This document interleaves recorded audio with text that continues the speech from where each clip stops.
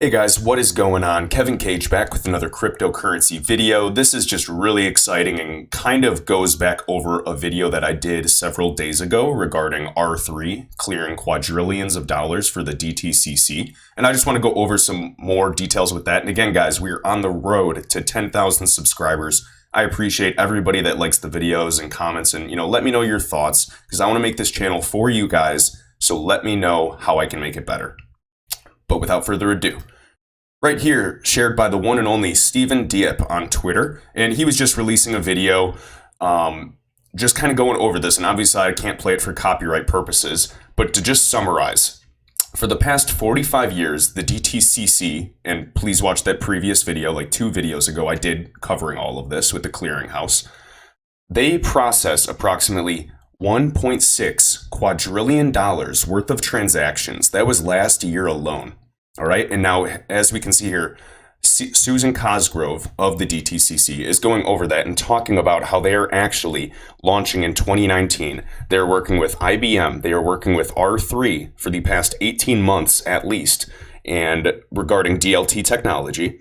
And they're going into more testing with 15 global banks right now. They said they're launching into production in 2019.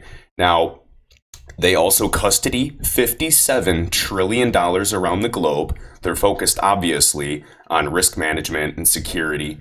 And they're really, as I've said, for the past 45 years, the primary infrastructure for all security transactions for the US, and along with some trade processing around the globe. And that's where the quadrillion comes from. So there's custodied assets. And again, obviously, this new tech has to be tested and cannot afford to make any mistakes. But they are already working with the huge players, 15 central banks, R3, IBM, you name it. So they've made a lot of progress in advancing the distributed ledger technology for their trade information warehouse application. And really, that's just more so for support. It supports like lifecycle management and various asset servicing.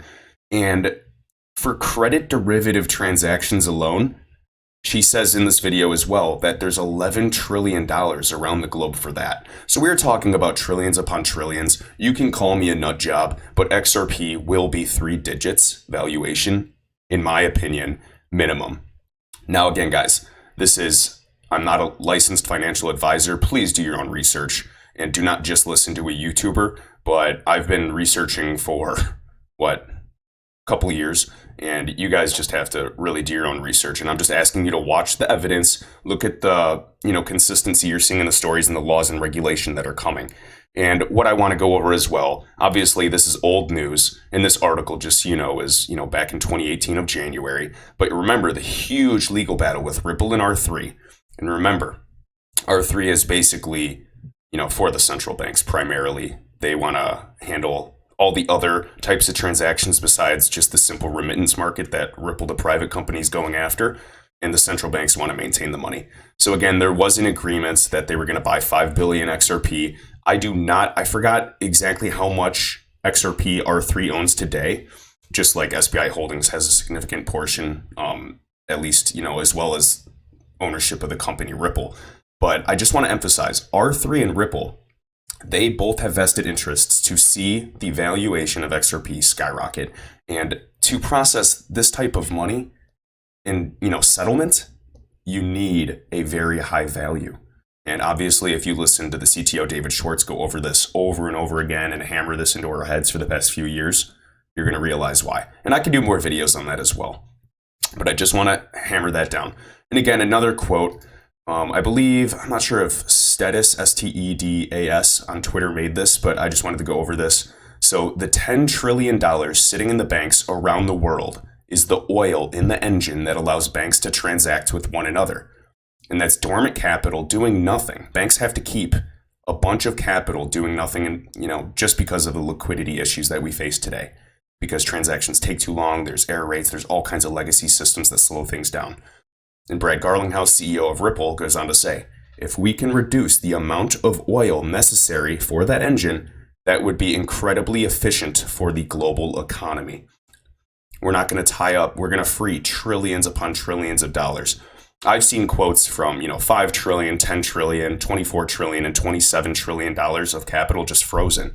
Now, again, with the DTCC and R3 obviously having a vested interest, we're going to see some massive, massive settlement going on. Keep in mind, there's going to be testing. It will not happen overnight. This has been going on for the past decade. And what I'm saying, though, is for those of you that can hold, you will see a significant growth in your portfolio. And for example, just right here, say, some people only might, have 100 XRP, and that's fine. But what I want to emphasize is if you actually hold for the long term, you can make more than most people. Maybe someone has 50,000 XRP, but they're more so day traders. They just want to get profit in the next, 6 months or year, whatever. Whenever XRP hits $25, let's just say, for example's sake, they sold it, that's 1.25 million. But with somebody with 5,000 XRP, you put it in escrow, lock it up, forget about it for a while, and you actually waited for a 3-digit XRP, and I think it'll be much higher in the future as well. Call me crazy, I don't care, do your research. But you would be getting $2.5 million profit, literally twice of what they're working with here. So for those of you that can truly hold and just, dollar cost average, it can really pay off for you.